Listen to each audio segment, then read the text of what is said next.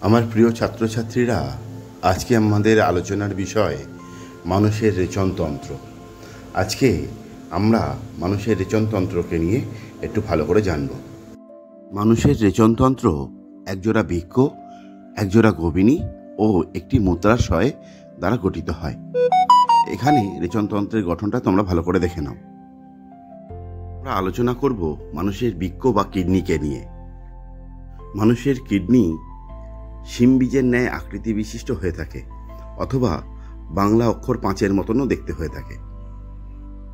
মানুষের কিডনি দুটি উদর গহ্বরে পৃষ্ঠদেশ সংলগ্নভাবে মেরুদণ্ডের ঠিক 2 পাশে অবস্থান করে থাকে। এখানে ভালো করে দেখে নাও। মানুষের কিডনির ওজন 120 গ্রাম থেকে 150 গ্রাম পর্যন্ত হয়। ছেলে এবং মেয়েদের ক্ষেত্রে এর পার্থক্য লক্ষ্য করা যায়।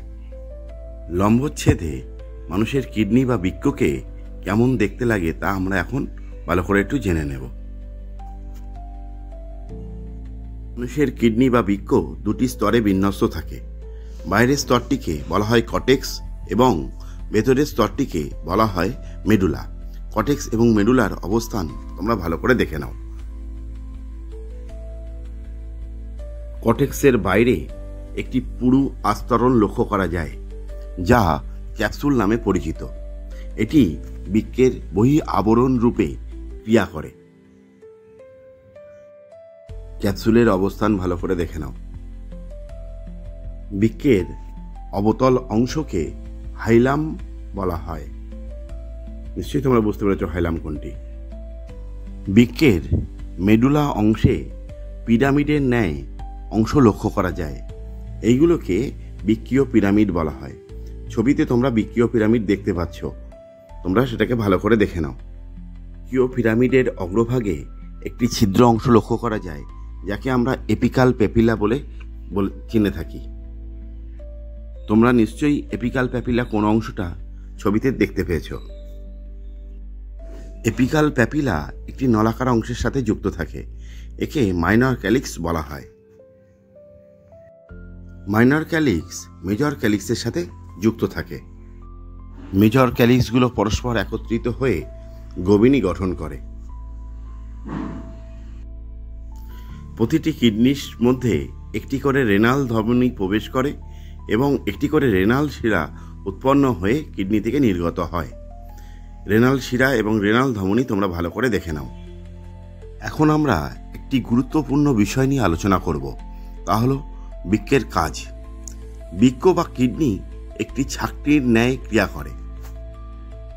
রেনাল ধমনীর মাধ্যমে রক্ত এবং রেচন পদার্থ বৃক্কের মধ্যে প্রবেশ করে এবং যখন বার হয়ে যায় তখন রেনাল শিরার মধ্য দিয়ে কেবলমাত্র রক্ত বার হয়ে যায়। এখানে স্পষ্টই লক্ষ্য করা যায় যে রেচন পদার্থটি বৃক্কের মধ্যে থেকে যায়, যা মূত্র আকারে গোবিনীর মাধ্যমে মূত্রাশয়ে এসে জমা হয় এবং একটি নির্দিষ্ট সময় অন্তর আমাদের শরীর থেকে বার হয়ে গিয়ে আমাদের শরীরকে সুস্থ এবং স্বাভাবিক রাখে। তোমরা নিশ্চয়ই বৃক্কের কাজটিকে সঠিকভাবে বুঝতে পেরেছ। প্রতিটি বৃক্ক হতে একটি করে নলাকার অংশ উৎপন্ন হয়ে নিচের দিকে অগ্রসর হয়ে মূত্রাশয়ের সঙ্গে যুক্ত হয়। একে আমরা গোবিনী বলে জানি। বৃক্কে উৎপন্ন মূত্রকে মূত্রাশয় পর্যন্ত বহন করে নিয়ে আসাই এর প্রধান কাজ। ছবি থেকে তোমরা গোবিনীকে ভালো করে দেখে শুনে নাও। গোবিনী একটি থলির ন্যায় অংশের সাথে যুক্ত থাকে। একে মূত্রাশয় বলা হয়। মূত্রাশয়ের মধ্যে বৃক্কে উৎপন্ন মূত্র গোবিনীর মাধ্যমে বাহিত হয়ে এসে জমা হয়ে থাকে। মূত্রাশয় মূত্র দ্বারা পরিপূর্ণ হয়ে গেলে একটি নির্দিষ্ট সময় অন্তর মূত্রছিদ্রের মাধ্যমে আমাদের দেহের বাইরে থেকে নির্গত হয়। স্ফিংটার পেশি মানুষের এই মূত্র নিঃসরণ বিষয়টিকে নিয়ন্ত্রণ করে। এই পর্বে আমরা মানুষের রেচনতন্ত্র, মানুষের বৃক্ক এবং তার গঠনকে নিয়ে ভালোভাবে জানতে পারলাম এবং প্রতিটি অংশের কাজ আমরা ভালো করে জানার চেষ্টা করেছি। পরবর্তী পর্যায়ে আমরা বৃক্কের গঠনগত এবং কার্যগত একক নিঃসরণকে নিয়ে আলোচনা করব। আজ এখানেই শেষ করলাম। ধন্যবাদ।